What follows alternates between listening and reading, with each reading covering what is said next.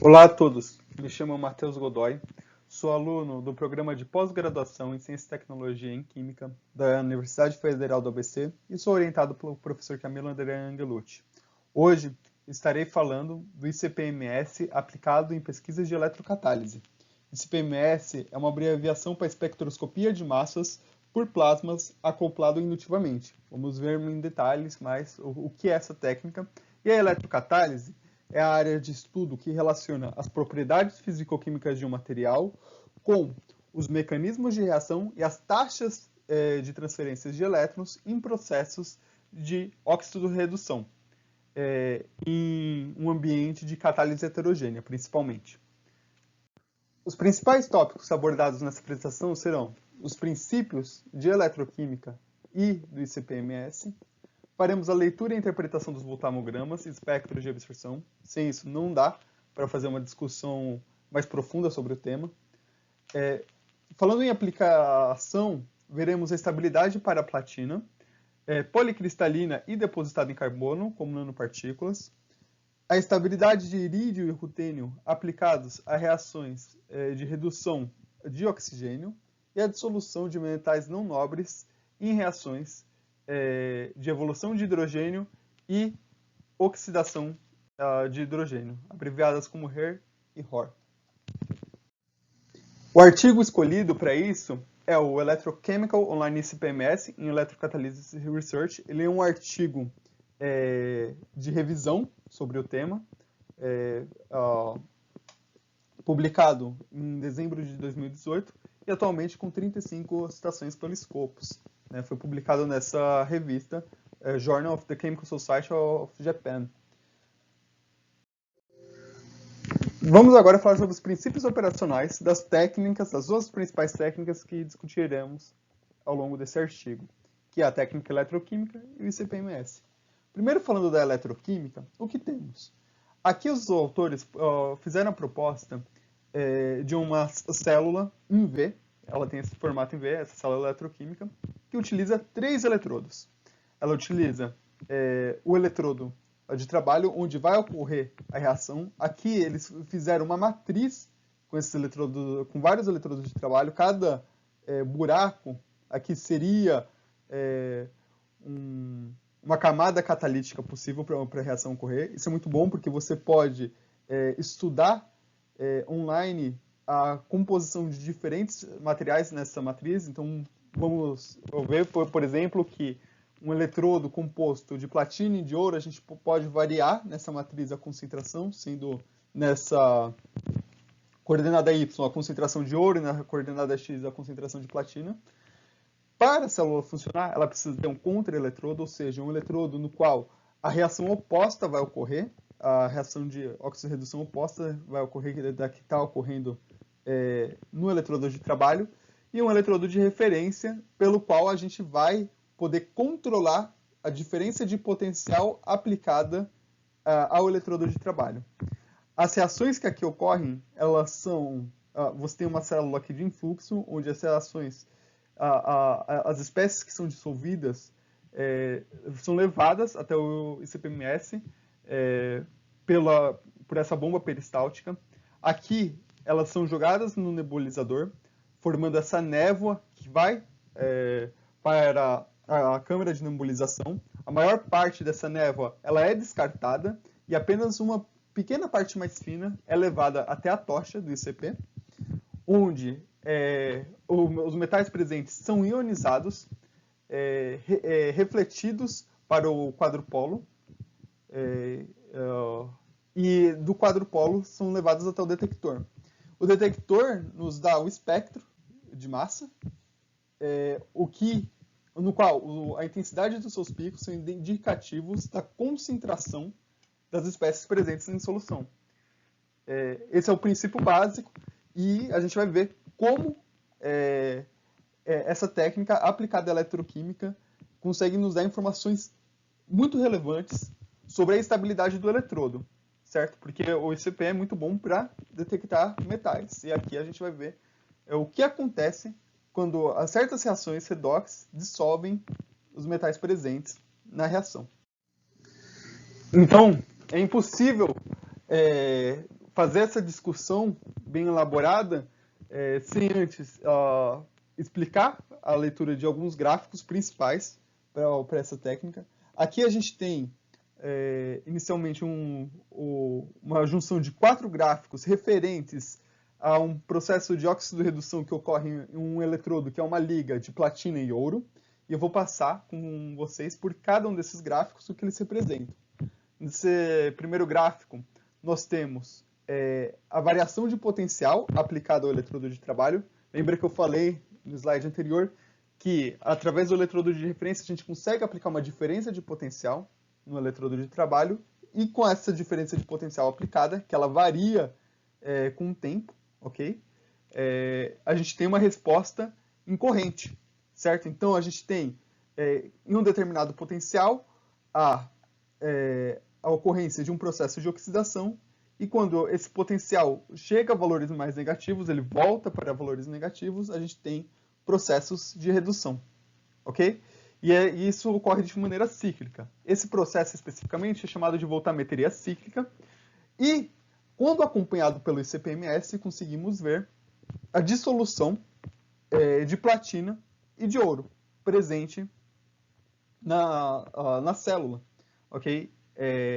Aqui a gente vê que a dissolução de platina para essa reação redox específica é muito maior, quase uma ordem de grandeza maior para a platina do que para o ouro, né? E isso a gente pode já remeter à nobreza maior do ouro em relação à platina, que tem mais resistência à formação de íons durante o processo redox. Aqui a platina quase que age como um metal de sacrifício. Uma coisa interessante também é que essas reações de dissolução, tanto da platina como do ouro, elas podem ocorrer tanto durante o processo de oxidação das espécies no eletrodo, que é o processo que eles chamam de anódico, como nos processos de redução, chamados de catódicos. A gente vai ver especificamente para a platina as implicações disso. Vamos agora ver algumas aplicações práticas do ICP-MS em conjunto com técnicas eletroquímicas. Temos aqui o perfil de dissolução da platina com a variação de potencial em um processo redox. Em um primeiro momento, temos que a partir de 1 volt, temos um perfil acentuado de dissolução da platina durante um processo de oxidação, caracterizado por esse pico A1 e pelo pico A2. Todavia, quando a voltametria cíclica retorna a potenciais inferiores, temos um terceiro pico de dissolução que acompanha a redução das espécies na superfície. Esse pico, o C1 de dissolução, é muito maior do que os picos A1 e A2. Isso levanta um conhecimento muito importante de que a dissolução de um metal não necessariamente ocorre apenas durante processos de oxidação em sua superfície. Aqui temos que, durante processos de redução, é possível a formação de íons que são posteriormente dissolvidos. De um ponto de vista tecnológico, isso é muito interessante, pois podemos delimitar um potencial máximo que o eletrodo pode operar sem sofrer uma dissolução considerável. Aqui ao lado temos essa aplicação para um eletrodo comercial de nanopartículas de platina depositadas em carbono. Aqui temos um estudo por tempo, onde o potencial foi setado em menos 0,85 volts, menos 0,90 volts e menos 0,95 volts. Bem próximo desse limite que vimos anteriormente para a platina policristalina. Vemos que quanto mais próximo ela chega desse limite, maior é a taxa de dissolução. Mas aqui é muito interessante que, como ele não passou para esses processos de oxidação, processos que envolvem a formação de óxidos mais complexos na superfície, o processo de redução catódica não acompanhou uma grande taxa de dissolução como visto anteriormente. Ou seja, embora esses potenciais próximos tenham um processo de dissolução da platina, o maior processo de dissolução que está envolvido a redução de certas espécies na superfície não apresentou uma taxa expressiva.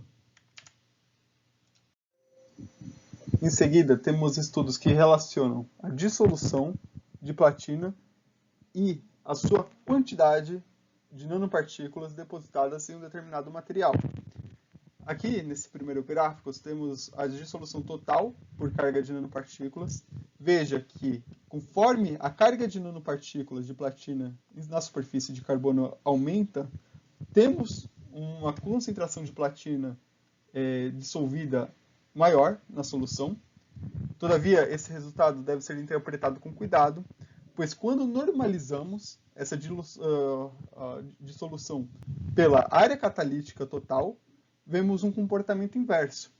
Aqui temos que, quanto menor a carga de nanopartículas, maior vai ser a dissolução relativa a essa área formada. Ou seja, temos um novo indicativo, a partir desse estudo, de quantidades ótimas de platina a serem aplicadas em um material, visando a sua estabilidade a longo prazo. Outra aplicação muito interessante por esse PMS é a descoberta de composições ótimas, visando a estabilidade de certos eletrodos. Aqui neste gráfico temos a dissolução de irídio e rutênio durante a eletroredução de O2. No início, temos o material, um eletrodo de rutênio puro, e conforme acompanhamos o eixo X, temos o incremento percentual de irídio em sua composição até chegar em 100%.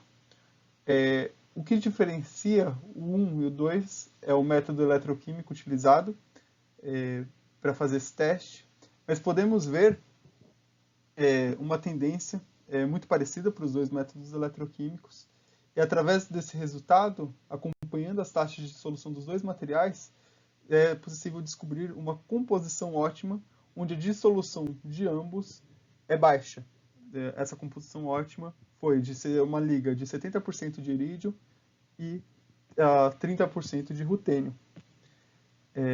Ao lado, temos um teste muito parecido, agora com uma liga de estanho e irídio, uma composição também parecida, 70% de irídio e 30% de estanho, e acompanhando a dissolução desses dois materiais com o tempo, vemos que há uma dissolução inicial, mas depois que o eletrocatalisador está no seu working state, no seu estado de trabalho, a dissolução se mantém constante e não varia com longos tempos de reação. Dois dados muito interessantes para a formação de novos materiais e eletrocatalisadores. O último exemplo que eu gostaria de trazer para essa apresentação é o SPMS aplicado para reações de evolução de hidrogênio, ou seja, a formação de hidrogênio a partir de prótons, e a oxidação do hidrogênio. Reações essas abreviadas como HER e HOR.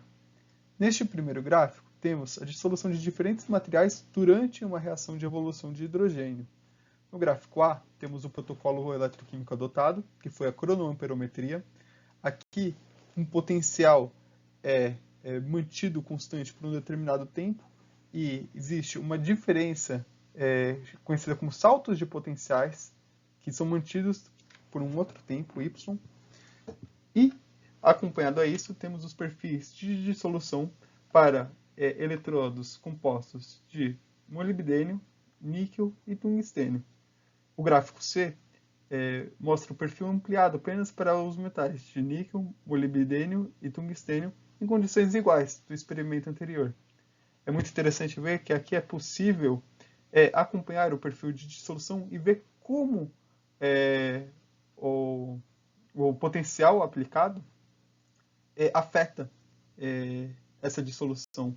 Veja que aqui no meio temos uma rápida mudança do potencial aplicado. E com essa rápida mudança, acompanha uma dissolução quase que instantânea dos materiais estudados, permitindo, assim, selecionar um material com maior resistência para esse processo.